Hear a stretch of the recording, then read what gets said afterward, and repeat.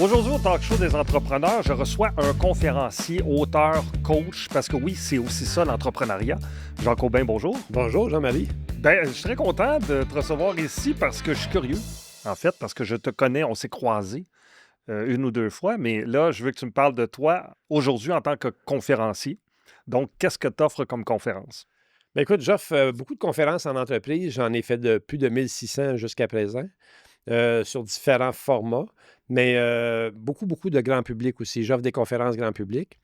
Puis la conférence, bien, apporte en partie mon histoire, puis c'est beaucoup dans le développement personnel. Donc, tu dis ton histoire. Oui. C'est quoi ton histoire? Mon histoire à moi, c'est particulier. En 2009, je suis un obèse morbide de 415 livres. Non. Oui. Pour vrai? Oui. Et 2 ans plus tard, j'ai perdu 225 livres, naturellement, sans chirurgie, juste en me mettant en action, puis en prenant soin de moi officiellement. Et à partir de là, bien, ça a déboulé vers des sports extrêmes, des Ironman, des courses d'ultra-trail et tout ça. Puis, Excuse-moi, je veux juste arrêter pour te poser une question parce que c'est fascinant. L'élément déclencheur de décider de OK, aujourd'hui, je commence à perdre du poids ouais. sans aide extérieure, c'est quoi? Bien, il y a beaucoup de choses qui se passent. En 1er janvier 2009, je suis pris en photo à mon insu. Cette photo-là circule encore beaucoup. Puis je vois cette photo-là, à un moment donné, puis je fais comme «Ah mon Dieu, que je m'aime pas». Puis je me souviens que quand j'ai revu la photo, je me souvenais de ce qui se passait dans ma tête. Et ce qui se passait dans ma tête, c'est que mes enfants quittaient la maison. Mon fils quittait pour aller étudier à Sainte-Thérèse, qui n'est pas loin de l'île Perrot, c'est 50 kilomètres, mais il quittait quand même la maison pour rester en résidence. Puis ma plus jeune, elle avait 14 ans, puis elle venait juste d'être acceptée pour monter l'Everest à l'âge de 16 ans. Et je me disais, je verrai pas ça. Je suis dans une situation pitoyable au niveau de ma santé, je verrai pas ça. Puis ça l'a fait du chemin. Puis à un moment donné, le 31 octobre de cette année-là, je suis descendu au sous-sol pour aller chercher une bouteille de vin. Puis j'ai eu un espace dans ma tête à un moment donné, un petit court laps que j'appelle 17 secondes, où j'ai fait comme, c'est maintenant que je transforme ce qui va se passer quand je vais retraverser cette porte-là. Je vais vraiment changer ma vie à partir de maintenant, puis je vais le nommer. Fait que quand je suis remonté avec les bouteilles de vin au souper en haut, j'ai déposé les bouteilles, j'ai fait comme, profitez-en tout le monde, c'est la dernière fois. Puis ils m'ont fait comme, comment ça, c'est la dernière fois? Je dis, parce qu'à partir de demain, moi, je change tout. Puis à partir du lendemain, j'ai tout changé. Puis le fait de se commettre, Oui. ça aide, j'imagine, le fait de le dire Exactement. aux autres. Parce que si tu ne l'avais pas dit, penses-tu que ça aurait marché? Je pense que oui, parce que j'étais vraiment décidé. J'étais tanné d'être dans ce corps-là, puis j'avais peur de ne pas voir mes enfants se réaliser. C'est quelque chose qui me faisait énormément peur. Tu sais, t'es au monde, t'es vois grandir, puis tu fais comme, ils vont devenir quoi? Puis moi, je suis qui? Dans toute cette histoire-là, je suis le père, tu sais, je suis qui, moi? Puis ça se peut que je vois pas tout ce qu'ils vont réaliser. Puis tu sais, c'est ça qu'on veut dans la vie, voir nos enfants se réaliser. oui. Fait que j'ai finalement pris la décision de me mettre en marche vers ma santé. Puis bien, naturellement, il est venu d'autres équations qui sont venues solidifier ça, parce que ça avait été juste les enfants. Bien, naturellement, ça aurait peut-être décalé à un moment donné. Non, c'est venu à un moment donné que je me suis accordé de l'importance, je me suis aimé un petit peu plus, puis tranquillement, bien, j'ai maintenu la cadence à travers le temps. Puis c'est pour ça que 17 ans plus tard, je suis encore là avec le même poids, avec la santé, puis ouais. Puis de là est née une idée de conférence. Oui, à partir de ça, en fait, l'idée de conférence est particulier parce que j'étais revenu à Montréal pour m'entraîner pour le Ironman, le demi-Ironman à Tremblant en 2012. Puis ça, c'est toute la faute à Sébastien Julien, soit dit en passant. Et que tu On le connais bien. salue. On le salue. Et j'ai dans la tête de faire le demi-Ironman. Puis je reviens à Montréal pour m'entraîner au Centre Épique. Puis quand Martin Junot apprend mon histoire, Martin Junot, qui est le directeur du département de cardiologie au Centre Épique, il me fait passer un paquet de tests. Puis, à un moment donné, il vient me voir et il me dit, « Écoute, Jacques, j'aimerais ça que tu inspires les clients de l'hôpital. On a une salle de 100 personnes, un amphithéâtre à l'Institut de cardiologie. On pourrait la remplir ensemble puis offrir des conférences. » Finalement, c'est là que ça a commencé. J'ai commencé avec le titre. Immédiatement, ça a été d'obèse à athlète. Puis ça a commencé comme ça. J'ai fait cette conférence-là près de 1100 fois avant la COVID. Hmm. Exactement. Puis là, tu continues à la faire. J'ai fait parfois encore. OK. J'ai changé un petit peu le narratif dedans parce que OK. l'histoire se poursuit. Hein? Oui. Je veux dire, il y a des choses qui continuent à évoluer dans ma vie.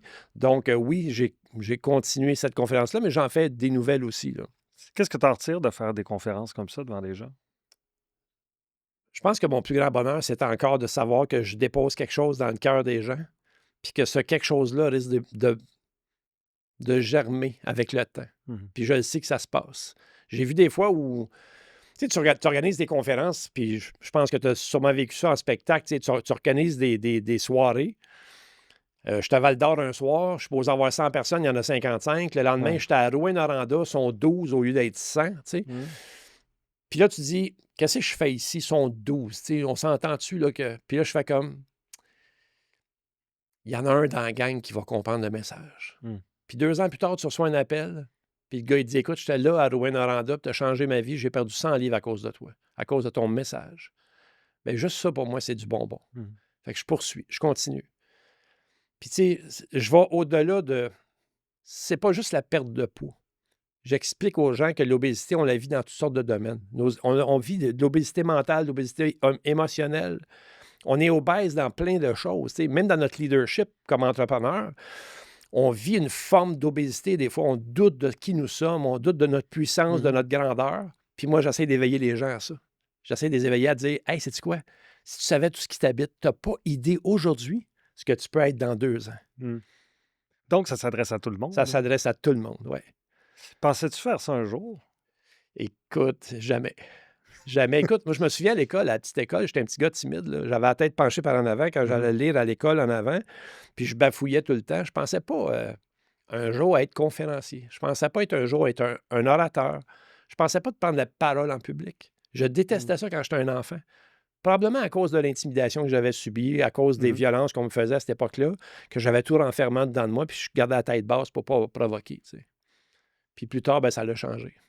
La plus belle histoire qui est sortie de ça, tu l'as fait plus de 1000 fois. Oui. Il y en a peut-être plusieurs, là, mais celle qui te vient à l'esprit en premier, que ta conférence a changé la vie de quelqu'un, puis que tu l'as su, puis que ça a été comme un... Écoute, j'en ai plusieurs, j'en ai beaucoup, puis des histoires de 100 livres, j'en ai beaucoup.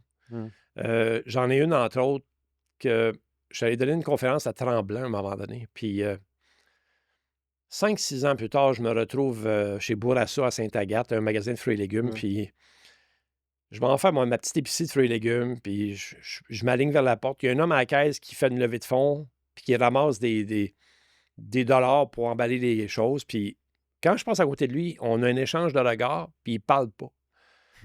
Puis je fais comme... Il y avait quelque chose de puissant dans cet échange-là. Puis j'ai continué mon chemin. J'allais saluer de la tête, j'ai continué mon chemin. Je me suis retrouvé dans le stationnement un peu plus loin, près de ma voiture. Il sort en courant, puis il dit, Monsieur Aubin. Je me tourne. Il dit, vous êtes bien, Monsieur Aubin? Je dis oui. Il dit, Monsieur Aubin, vous avez changé ma vie. Il dit, moi, je m'en allais direct dans le mur avec mon alcoolisme, avec mon surpoids. Puis il dit, votre intervention à Tremblant a changé ma vie. Puis ça m'a fait comme... Il s'est raconté un peu, puis j'ai fait comme, mon Dieu, que je suis content de faire ce travail-là. Fait que quand mon fils, il me dit que, comme pompier, il trouve qu'il a la plus belle job du monde, je dis, je sais pas c'est quoi être conférencier. Mais ils sont des vies, lui aussi. Oui, ils sauvent des vies d'une autre façon, oui. Tes enfants, ils voient ça comment? Est-ce qu'ils apprennent de ça? Ou tu as l'impression que ça va prendre encore quelques années avant qu'ils réalisent ce que tu fais? Ça me touche que tu me poses cette question-là parce que j'ai longtemps pensé que j'avais aucun impact sur mes enfants. Puis, tu sais, naturellement, je les ai dédicacés chacun un livre quand j'ai sorti mon livre le 15 décembre dernier, que je les ai remis aux fêtes. Puis, il y a à peine 3 semaines, 2 semaines, à l'anniversaire de mon petit-fils, parce que faut comprendre aussi que je suis devenu grand-papa à travers ça. Si je n'avais pas changé ma vie, j'aurais probablement jamais été grand-papa.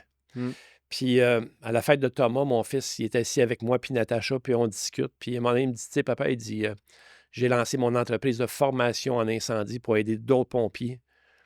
Puis, il dit, quand j'ai lu ton livre, ça m'a inspiré à le faire. J'ai fait comme, oh my God. Je pensais pas que je rejoignais mes ça enfants. a fait son chemin. Oui. C'est le fun, ça. C'est le fun. Oui. Ouais, c'est une autre bonne raison de continuer, oui. Ouais. Exact.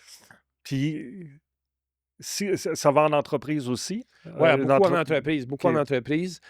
J'adore faire des conférences en entreprise, puis j'aime ça quand les entreprises sont vraiment engagées, parce que quand je ressors de là, souvent ils me demandent, Jacques, tu pourrais-tu revenir faire des formations? Tu Mhm. pourrais-tu venir influencer les gens à une vie active? Puis je l'ai fait beaucoup en entreprise, parce que j'ai lancé à Montréal un défi qui s'appelait le défi entreprise. Puis j'ai lancé un autre défi dans les Laurentides qui s'appelle Actif au boulot. Puis j'ai fait bouger des milliers de personnes avec ces mouvements-là. Mhm. Donc, je continue à le faire plus légèrement parce que l'entreprise dans laquelle je faisais les événements de course à pied ou de marche, que je faisais bouger les gens, je m'en suis départi, mais ça ne m'empêche pas que je peux quand même continuer à former et à activer les gens d'entreprise. Fait que oui, la conférence pousse vers la formation et la vie active, effectivement. Puis si on veut voir cette conférence-là ou l'obtenir en entreprise, on s'y prend comment? Comment ça fonctionne? Ben, les gens, ils peuvent communiquer avec moi par mon site web, jacqueaubin.com. C'est simple comme ça. Hein? C'est Oui, comme, c'est le fun. c'est pas plus Dès qu'on compliqué. sait ton nom, Dès qu'on sait ton mon site. nom, tu fais juste un nom là un petit peu Point partout, com. puis .com, c'est ça, exact.